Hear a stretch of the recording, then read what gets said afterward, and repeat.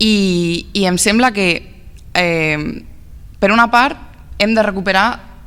els mecanismes històrics de lluita de la classe treballadora, com són, per exemple, les queixes de resistència, perquè és veritat que nosaltres també, cobrant 400 euros, és complicat fer vaga, però si tenim una eina com és la caixa de resistència,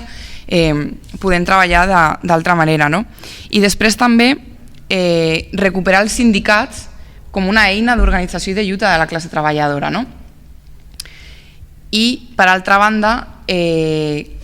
estàvem parlant del tema del